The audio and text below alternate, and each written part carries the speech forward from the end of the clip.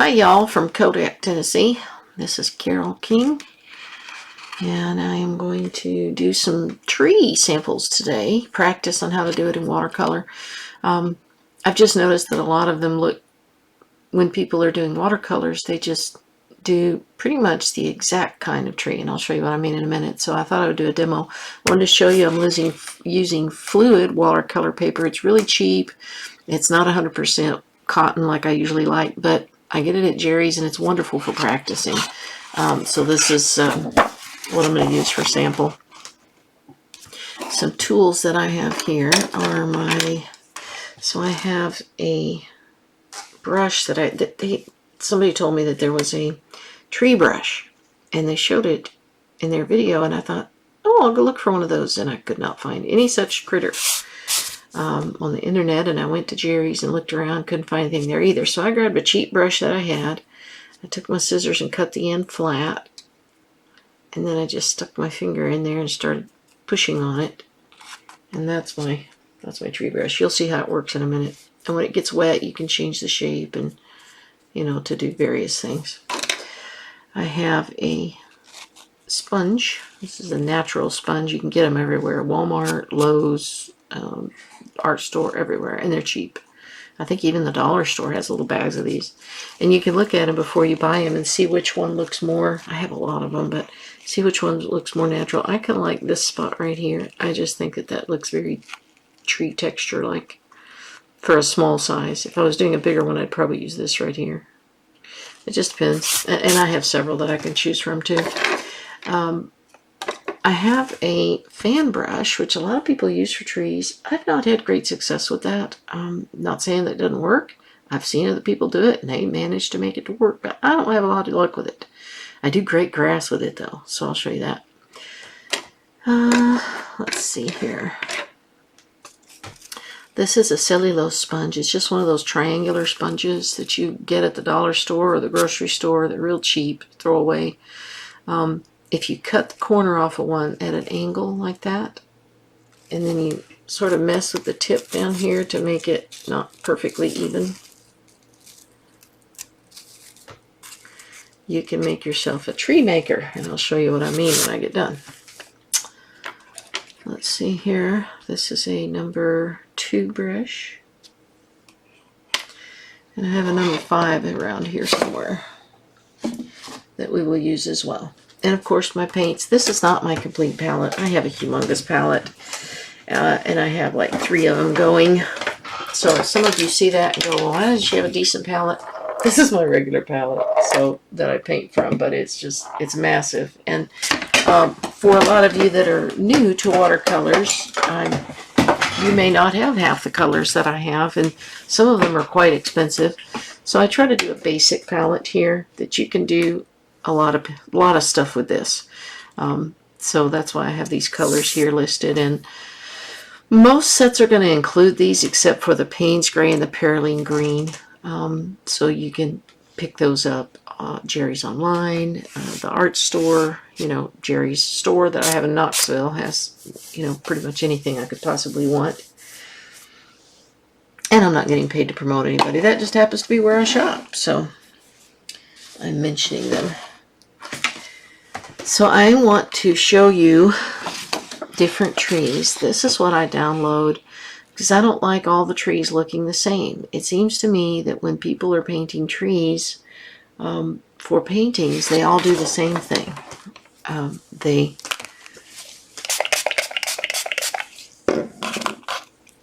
They grab the tree colors and they do a stem, right? Let me make that darker so you can see it. And then they just go off the sides. And that's okay. You can tell that that's a tree, and it certainly does hint at a tree, but they all look the same, And so I thought, well, I'm tired of doing that. I mean, it's fine and all for hinting at a tree, and after all, art is all about letting people's brains fill in the gaps, right? I think that's why people like art, is it's a little bit of a brain exercise to look at artwork, because a camera does it all for you. It's all there. But when an artist interprets a picture or a view into something, we're changing how it works. We're changing how it's displayed, and it makes the brain fill in the gaps. So while you don't want to paint every little bit of bark on your tree, you do kind of want to make it look a little more like natural trees. That's why I downloaded these, because I like to paint more natural looking variety of trees in my paintings, rather than just all looking like hinting at the concept of a tree. And then there's various ways of doing the leaves, and so I just wanted to go over those with you. Let's start with an oak. Oaks usually, unless they get really old,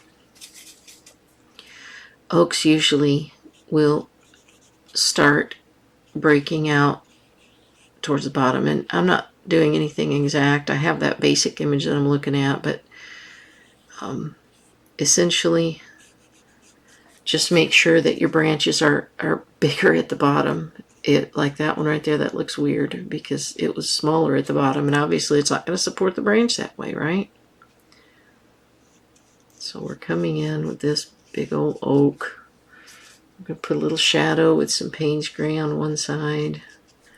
We could put a little red in there just to hint at some variations of color. If you go walk in the woods, people seem to always paint trees in brown, but if you go walk in the woods, they're like gray.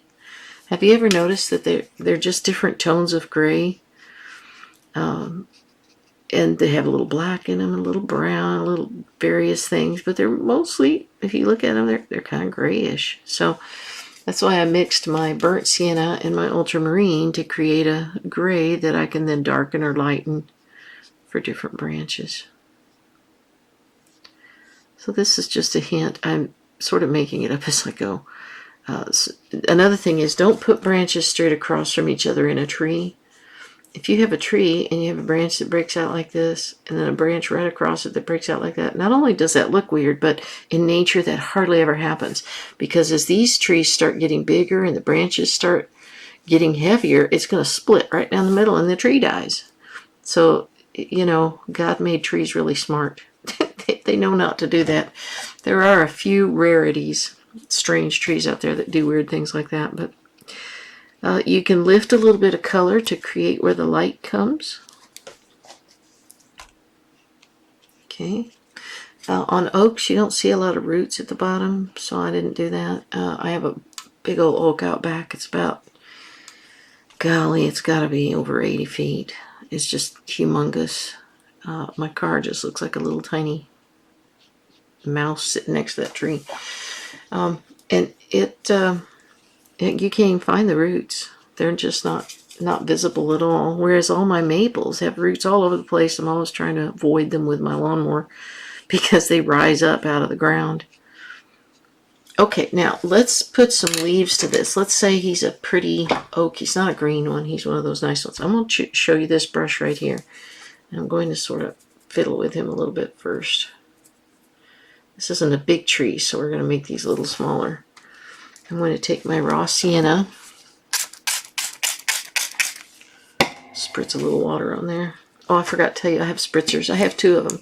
I like this one for bigger drops, and then I have a very fine mist right here. And I also have a little bit of table salt for creating some effects as well. Now look at that. See how that gives the inkling of leaves without great detail. Remember, you want to leave some work for the eyes. You can bring in some of the other color that I mixed for the trunk as well. And you can reshape this as you go. And that sort of gives the hint of leaves. And then you can go back with a darker color. If it's fall leaves, you can go back with some burnt sienna, a little ultramarine to gray it down a bit. Just put some shadows on there. This is the shadow side of the tree, so we're going to put their leaves just a little bit darker. And a lot of them are on the ground, so then you put some down on the ground and below it too, because they're falling off, right? So there's an old oak in the fall. If you want it redder, obviously you can do redder colors, oranges, nice oranges. Oh dear, I messed that on my palette there. So you can play with the colors. But the point is, this little guy makes leaves by trimming that up. And while it's not as full as the tree brush that guy was using, when I was watching somebody do a painting and it had trees, this worked quite nicely for me. Let me clean this mess that I made on my palette when I introduced the red. Okay. Now the next one that I'll demo is it's an maple. I love my maples outside. You can notice I'm sort of going for what I know at the beginning. And my maples have various shapes. I mean, they're most generally about the same, but what I mean is, you know, the tree just grows differently. Still got a hair in there. I do have dogs. Let's see here. So we're going to take the maple, and they just kind of go all over the place. Remember to keep it wider towards the bottom.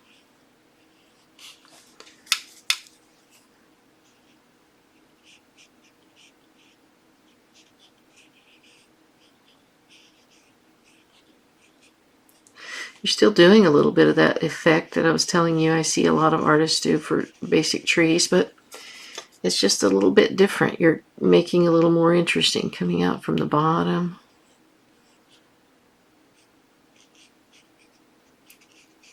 And the maples, they got roots all over the place, so you can take some of their roots out, you know, and because they're always growing all over the yard. My dear, they're so hard to avoid with the lawnmower. A little Payne's gray on the shadow side. Not too much. You don't want it to look like it's got maple wilt, which is almost like it's like a fungus or vermiculite that gets in there and makes a lot of darkness. You can add little spots of burnt sienna. If you want a lighter trunk, you can do raw sienna, but the maple trunks are really mostly kind of grayish to dark gray, a little darker than others.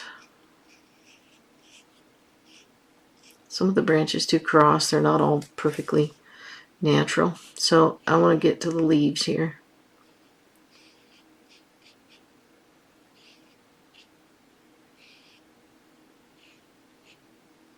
Okay, let's get to the leaves. So for this one, let's do the sponge, okay? And we'll do some green leaves. I get those little helicopters on my trees early in the spring. And then after that, the leaves start coming in and they're really light green. And this little sponge, see, I love sponges. They just do a great job. Particularly a light spring where there's just not a lot of leaves yet. And then you come in with the second color for a little shadow. It's a little dark. I lighten that up a little bit by mixing it. That just creates some shadows on top of the leaves. And there you go. So that is the sponge one. And depending on how you press, you're going to get different shapes. How lightly you press. See what I mean? If I press very, very lightly. If it's a flowering tree, I mean this one is not, but let's say it's a flowering tree, you could go in and very lightly touch to add the hint of flowers into the tree.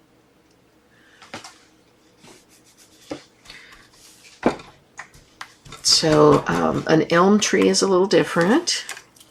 I'm going to switch to other kinds of trees, or you know, like pines in a minute, because we all like to do pines. But an elm tree, a little bit grayer. They tend to stand taller before, you know, they're just, they break off a little differently.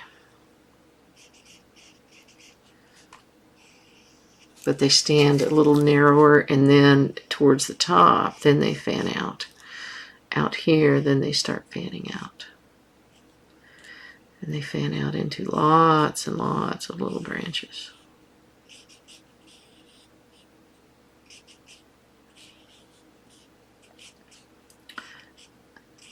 So we'll just do that very quickly. Again, You can add little spots in there to give some texture while it's still wet, which is always nice. And then, let's see, another tool. You can take your brush. Here's a brush that I have. This is a number 8. So it's a little bit bigger and fatter. And it's got a point, a shade. It's almost shaved towards the end, if you can see that. So it doesn't make a great point, but it does work great for this kind of leaf. Oops, it's not wet enough. You can lay your brush on its side. It doesn't distribute a lot of paint when it's on its side. And so if you're doing hot press paper, it doesn't have very much texture. But cold press paper has lots of texture to work with. And so if you lay this on its side, oops, too wet, lay this on its side and just wipe, you're going to get some sort of leafy texture as it lays on top of your paper. And this is great for distance where you just want to get the hint of some trees and leaves there. I'm sure you've seen other artists do this. It just gives the hint without great amount of detail. You can go back with a second. I always recommend 2 or 3 colors for your leaves because you do want to have some variety and some shadow. Now I'm going to show you how to do a big wooded section of woods in a minute here, because that's very important as well. And we don't always just paint trees individually. Sometimes we don't want as much detail, but we want them to look like trees. If I wanted to paint a pine tree without great detail, I would go like this. And this is more of a Bruce because the leaves go down. Douglas firs go up, yellow pines go up, the red spruces go up, what is this tree called? I think it's the balsam fir that goes down like this. No, the balsam fir goes up, I'm sorry, that's the typical Christmas tree. Anyway, I like the ones that go down like this. The Douglas fir is one of them that does with the weight of the tree. When the young branches are young, they don't do this, but as they get heavier, they do. And the other thing is, when you've got this little tree that you're making, I'm just using my brush to kind of go back and forth. Bring another color in. Bring a little darker paint, a little Payne's gray to make some shadow, especially towards the bottom. Remember, these are all little branches, and so there are some shadows underneath. And then you can bring in a lighter green and just drop some little bits of lighter green in there. And as it dries, those colors will mesh. You can even add some blues. You know, it doesn't have to be a perfectly... remember, there's a lot of colors in nature that we sometimes don't see, particularly in photographs, but they are there. They're just sort of hidden down underneath everything. Rag back. So that would be the basic tree, pine tree. Now, I like to use this for pine trees. It's my favorite way of doing it because I can spritz my page. It's not super wet. I don't know if you can, that's too wet. That's individual dots. I don't know if you can see that. Grab your darker works better with this, but so I've got this water sprayed on there, and I just want to hint so that I have an idea where my tree is. And you can begin to, I'm going to tear off a little more of this right there. Just start dropping this. The water droplets. Water droplets begin to move and create a really neat effect with this. And I didn't get enough water droplets on there, so I can't see with the way the light is. It's nighttime.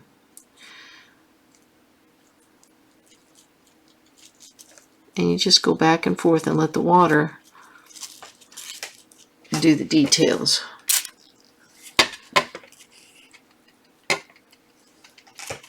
Now that's a pretty cool looking little tree, and you can come in with your paintbrush and add a line for the this is a rigger brush. A rigger brush will make fine lines, and you can add that in. Just stump down here. Maybe a couple little lines up here of dead wood that are a couple branches coming up to hold the tree. This doesn't have to be perfectly detailed. You're just hinting at the fact that those are being held up with something. And it makes it more realistic. Okay. So those can be done great. Even darker is cooler. Let's see if it's right enough.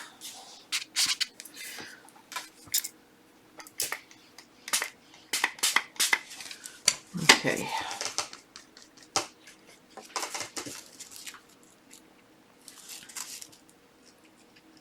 I learned this from David R. Smith, and if you look him up, he does this. I don't know if it's original with him, but I'll tell you what, he makes the coolest looking pine trees I've ever seen. And so I've tried to catch on to this technique that he uses. And if you rip your sponge just a little bit differently as well, you can get different effects. But you're letting the water move this around for you. And that's what I love about it. And if you make the stem, for example, over these droplets right here, watch this. Look how cool that looks. Even just for making some trees. It just adds a very natural edge to it. It adds a very natural edge to the tree. Like there's little tiny twigs growing out of it or something. And so I do like painting trees with the little spritz first.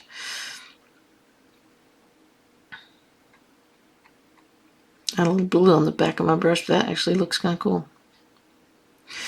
So anyway, that is a wonderful effect with spritzing the water first. I'm going to come in and add a trunk to this tree so that it doesn't look like it's just floating in midair. You don't need to cover the branches. You just want to make sure that where there's space, you can see a trunk. So that and then you can add those little branches. Here's one that's at the top. Maybe that one died and the stuff fell off. The needles, the pine needles fell off.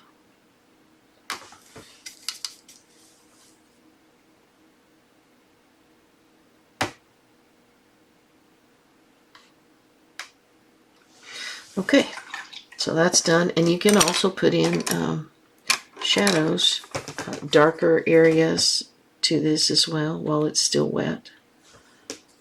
You can do it with that same device, or you can come in while it's still wet with a paintbrush. If I do it with this, it does look a little more natural than trying to come in with a paintbrush. So I've added some little darker areas.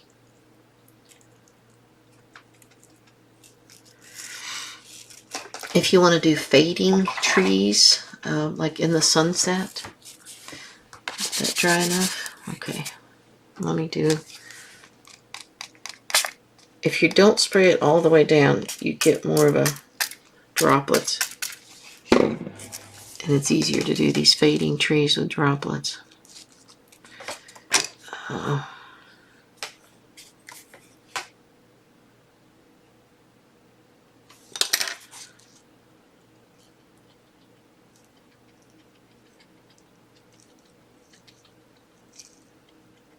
You have to do it fast.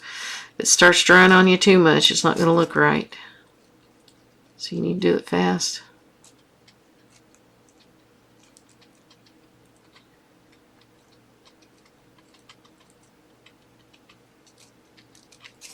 And then you come in with your brush with some water, and you just let it sort of mist out. Preferably not with a paintbrush that has green on it. But you can see that they're just sort of fading into the distance. Just sort of a misty background.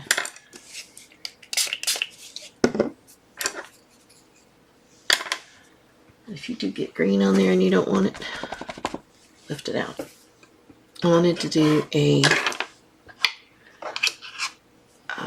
twisted maple. I love twisted maples. They're just so cool looking.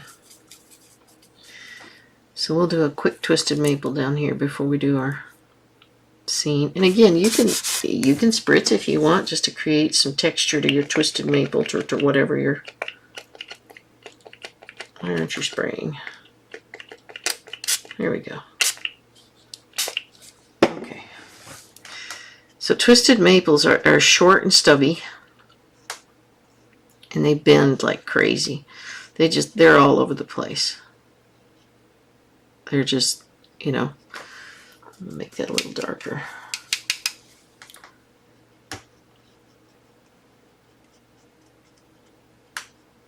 And they do get roots going out all over as well, but everything just twists all over the place. These are Japanese maples. I call them twisted maples, but they're actually called Japanese maples.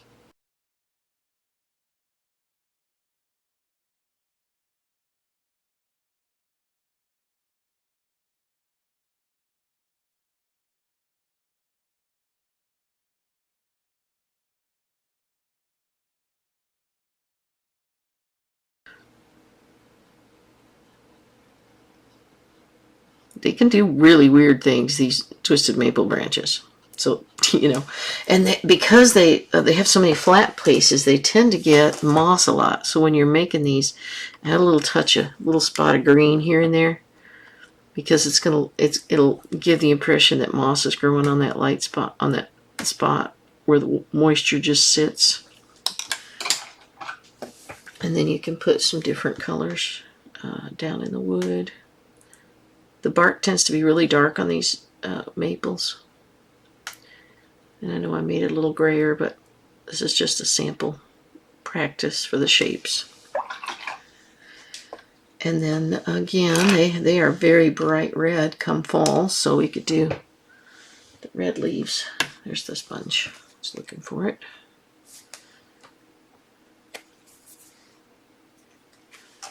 And let's see here, the raw sienna and the burnt sienna.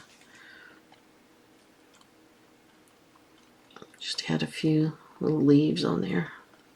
And there's your Japanese maple, twisted maple. A few lighter colors. The leaves tend to be smaller on these, so it's okay to barely touch it. Okay, now let's do some woods. And that's where I use this sponge again. Let's say we've got a light green tree. And I am going to spritz, because for effect for trees, the spritz is great. I'm going to do a tree right here. A tree right there.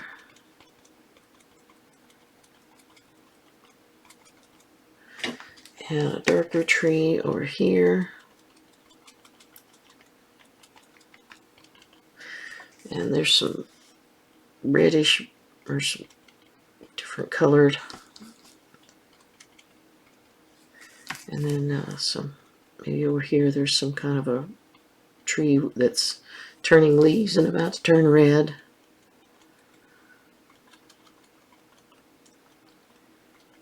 Okay. And then we'll put in some dark down at the bottom for shadow, for some, maybe some brush or something down here. Now I'm going to come in and add some shadow to my trees as well. Now I'm going to put in branches later, but you can see I'm filling in a lot more because these are woods. You don't have to distinguish individual trees. You don't want to. I'm adding in some of the perylene green to create some shadows.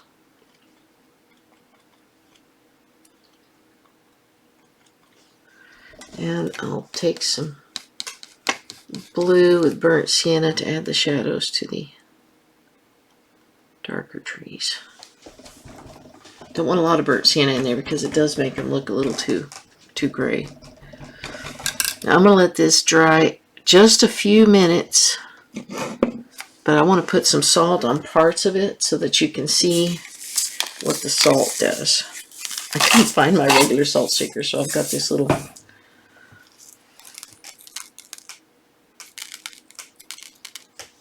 Okay, now I have to let that dry for a little bit so that you'll see what the salt does.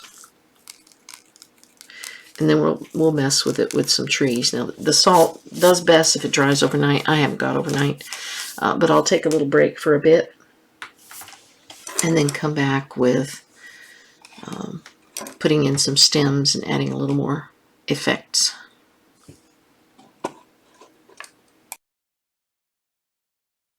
Well, I had some technical difficulties, so you don't get to see how I finished making those trees, but I zoomed in a little bit after I finished so that you could see the effects of the salt and the spritzing with the water, and then drying a little bit in between and spritzing some more. I will do this again over the weekend so that you can see how I did it, but I love the way this turned out. Just the effects of the water and the salt on the woods, the textures that it gives the trees, and a little bit of spritzing with plain water. It's just fantastic. So you'll get to see how we do that over the weekend. I'm so glad you joined me. Please join me again on the weekend. I try to get one up every week. And please like and subscribe so other people can see this. Keep on painting.